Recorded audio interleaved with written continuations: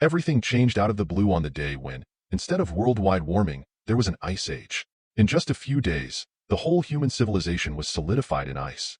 Individuals weren't prepared for this turn of events, and without the necessary skills and hardware, many froze and died by the millions. But the cold was not the only issue in this brutal new world.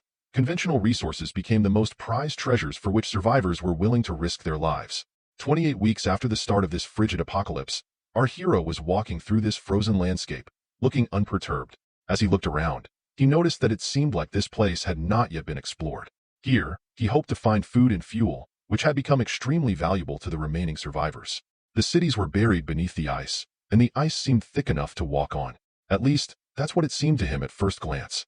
However, the moment he stepped onto the ice and began to slide over it, things did not go according to plan. There was a sharp crack and a great noise, and our hero panicked. Everything happened so quickly and suddenly that it was like an earthquake. Many meters of ice beneath him split, and he barely had time to think before he fell. He only had time to think that this frozen world is like God telling them that human civilization is as delicate as thin ice and vulnerable to even a single blow. Immediately after that, our hero fell into the gigantic crack formed beneath him, cursing his bad luck and impending death. However, he was not going to give up just like that. Turning to the right, he clung to his pickaxe, praying that it would not break. Unfortunately, it didn't help, and he continued to slide down, unable to halt his drop. Fortunately, he landed on a grocery store roof covered in snow, which cushioned his fall. If it had been ice, he would have died there. But just as he was about to remember the saying about escaping death, his relief faded when he encountered a creature with sharp teeth, 4 eyes, and 4 horns named White Skin. Even more frantic in this frozen world is the fact that these creatures prey on humans. While he was escaping, a blue, parasite-like animal floated over them and watched. This was truly unfortunate for our boy, but suddenly, enormous stalactites formed over the beast, which then fell on it, killing it. Seeing this, our hero wondered if the noise was too loud and the ice stalactites stunned it. He brushed this thought aside, for it had saved his life. Suddenly, disintegrating rocks started to drop on him from above. One of them fell right in front of him, which meant a dire situation. He was about to be buried alive. A moment later, he was completely buried, and the parasite he had seen earlier was next to him. It approached his unburied hand, and then began to use some sort of control, merging with him. Suddenly, his eyes opened, and he was shocked to find that one of his eyes had turned blue. He wondered what had happened and at the same time scratched the back of his head, not realizing that a parasite had entered his body. Choosing to ignore what had happened, and after being outside long enough, he decided to hurry back home. Luckily, he noticed a chocolate bar lying on the ground and was glad that at least today, he would not return empty-handed. A few minutes later, he approached the entrance to the cave where he lived. He noticed that since most of the city was frozen by the ice, the only way home was through this entrance. Daily, he didn't know how long this life would last, but compared to what was outside, the situation inside the building was pretty bad as well. When the disaster happened, many people were trapped in this building, and now, with the scanty supplies, he couldn't imagine what those people would do in this apocalyptic world. No one could guarantee that they wouldn't cross that line. That's when he noticed that it seemed like these folks hadn't started watching yet. Today, he had to hurry home before they arrived. Walking up to his door, he knocked on it, and a young girl named Xia Ming opened it for him. He was surprised that Xia Ming opened the door so quickly and wondered if she had locked it. But when he came over, she hugged him and said that she just wanted to see him soon. Then she asked if he wanted to see her soon as well, and he, blushing, answered that of course he did. He reminded her, however, to lock the door securely. She agreed but wondered if locking the door was more important than his girlfriend, to which he showed her the chocolate bar he'd brought. Curious, she asked what it was, and he replied that it was chocolate. Excited, she hugged him and kissed him, calling him the best. She asked if he had brought only one chocolate bar, to which he explained that he could only find one, and for it, he was nearly eaten by beasts. Urging her to eat it quickly, he was about to leave, but then she noticed his backpack, and her expression turned sour. In the other room, he sat by the fire and considered what to do. It had been a few days since he had found a proper meal. He wondered if they would have to feed on the seeds he had collected earlier. The situation with the seeds they planted wasn't too hopeful. If they ate the seeds, there would be no hope left. If it continued like this, everyone would go crazy. Taking the meat of the beast that had chased him earlier, he examined it and thought that if the meat of these creatures wasn't poisonous, the people in this building wouldn't have to endure starvation. But looking on the bright side, at least the fat of these beasts was good fuel for a fire. At least they didn't freeze to death in this frozen world. Looking at the date, he realized it was Valentine's Day. He had totally forgotten. He rushed into the living room and called out to his girlfriend, apologizing for forgetting. However, she was nowhere to be found. Wondering where she had gone, He heard a faint knock on the door and recognized it as his girlfriend. Confused as to why she was outside and what she was doing, he opened the door but was hit in the face with a metal bat. From the blow, he flew aside and, coming to his senses, saw his girlfriend next to the blonde-haired guy, holding him, dying and in pain. Our hero confronted her and asked why she betrayed him to follow Dong. She flew into a rage, asking how he could even ask and wondering if he thinks he can trick her with a piece of chocolate. She asked if he believes she doesn't know he hid all the food. Proceeding, she pointed to the large pack he was in and asked if he only brought one, accusing him of lying even to his girlfriend. She questioned if he is still human. Then, Dong leaned toward our hero, expressing pity for him as a comrade. He offered advice, stating that this apocalyptic world is governed by the law of the jungle, not civilized society. He emphasized that one can't even back his claim. Women, so who would agree to follow him? The weak, he argues, have only two choices: depend on the strong or fall prey to the weak. Smiling, he asked Dong to give him food, to which Dong refused. Seeing that Dong refuses to depend on the strong, Dong decides that they will hunt him down instead.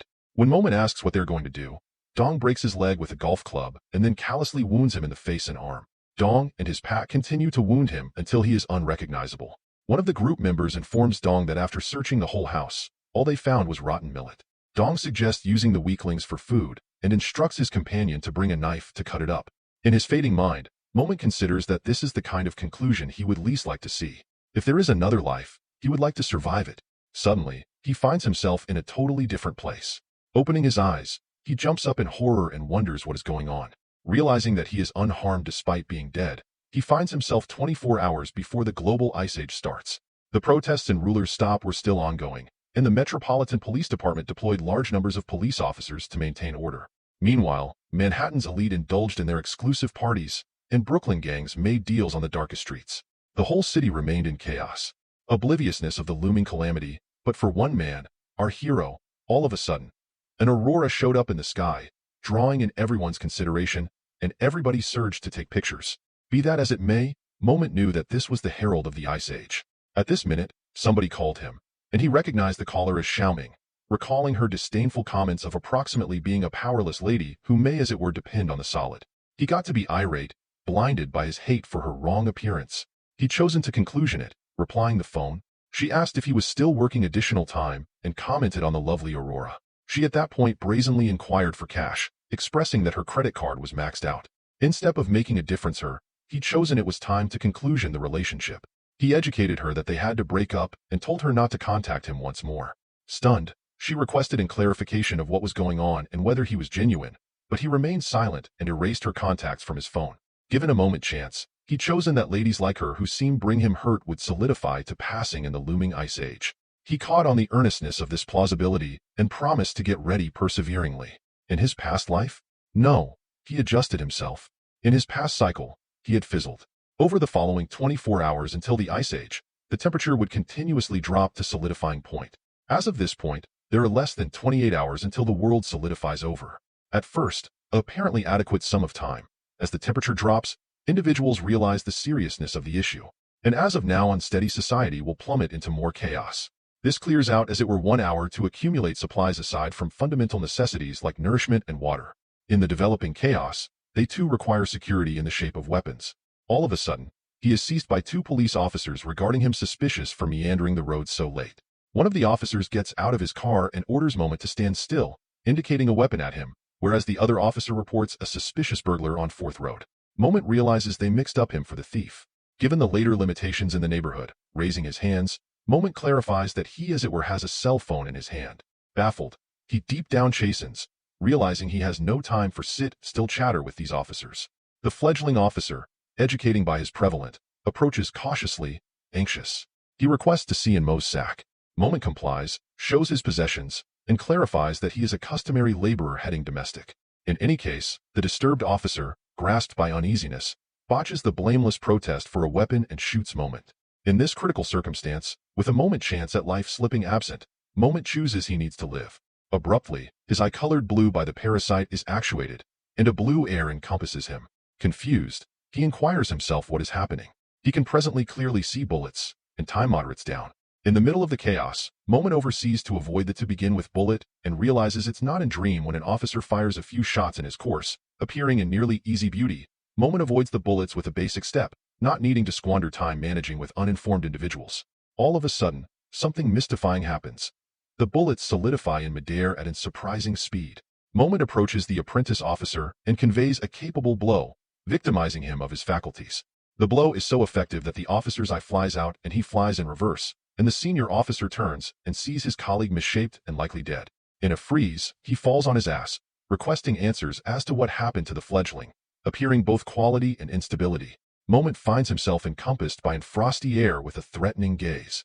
He concedes that he doesn't know who he is, clearing out the officer to go up against the mystifying show of capacity sometime recently him. Spain starts the conversation on the radio, declaring that the suspect has gotten away and rehashing the message for accentuation. In spite of seeing it himself, he found it difficult to accept. Recapturing his quality, he instantly cleared out the scene and ran until he come to his loft and collapsed in his room, gasping. He reflected on the later occasions, pondering approximately their reality, for how may he have done such a thing? Taking the officer's gun he had obtained prior, he chosen to test his capacities, indicating the weapon forward. He terminated, his control enacted, and he catching the bullet with bewildering speed, catching it in midair, which affirmed his doubts. He realized that he had picked up superpowers. He taken note that the ice seal was still lost and pondered why. Ice had showed up on his body, seemed it be due to the tall speed of traveling like a supersonic plane. It appears that this superpower is undoubtedly related to speed, he concluded. In spite of the fact that it wasn't especially extraordinary, he was as of now foreseeing the looming conclusion of the world. This capacity might permit him to be one step ahead, to rapidly anticipate what was coming. As he considered, his contemplations were hindered by a thump opening the entryway. He found his landlady standing there. She asked around the sound of the gunfire, and he apprehensively credited it to a breaking down TV. Farther apologizing, she at that point cautioned him almost the need of security in the zone, telling him approximately a past burglary at an adjacent grocery store. Saying thanks to her for her concern, he observed her take off, reminding him that he ought to take care of his well-being and not work as well much additional time. At this point, he chosen to bargain with the supply circumstance, but at that point he recollected that she had specified the closest general store. Knowing that it must have everything he required, he smiled and announced that it was time to go stock up on foodstuffs. There was as it were one cashier in the camera-filled basic supply store. In no time at all, he had scooped up so numerous basic supplies in the walkway that the bored cashier abruptly winced at the number of checks coming out of the machine. She picked it up, pondering what was going on and pondering if somebody had fair made a gigantic buy. At that point she taken note, apologizing and urging her to take off before long and remain secure. As she perused it, she found the message odd. She was bolstered up with later occasions. This store had been ransacked a few days prior, and presently this interesting event had happened. Abruptly, two equipped men entered the store, indicating their weapons at her. She mumbled to herself that she had been having exceptionally awful good fortune recently. The blue-haired fellow requested that she hand over the cash, confirming that it was a theft. He yelled so boisterously that his words maybe listened exterior, drawing in the consideration of the secretive figure. Abruptly, his weapon solidified, and everything around him got to be cold, and he himself was befuddled by the sudden chill. The red-haired fellow told his companion to see at the entryway, and when he turned around, the puzzling figure that had showed up prior was fully uncovered. Unnerving, misshaped creature. The green-haired fellow, figuring it was an ensemble, inquired what kind of beast it was. His companion, be that as it may, was not so calm. He shot the creature 3 times, but the beast didn't indeed flinch. At that point, the beast come to out and clawed into the green-haired guy's body like a doll, sticking his head to his skin and tearing off the best of his confront.